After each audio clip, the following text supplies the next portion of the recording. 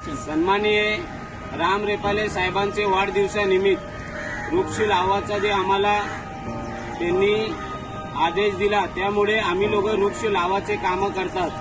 साहेबांचा वाढदिवसानिमित्त प्रत्येक ठिकाणी आम्ही लोक वृक्ष लावतात।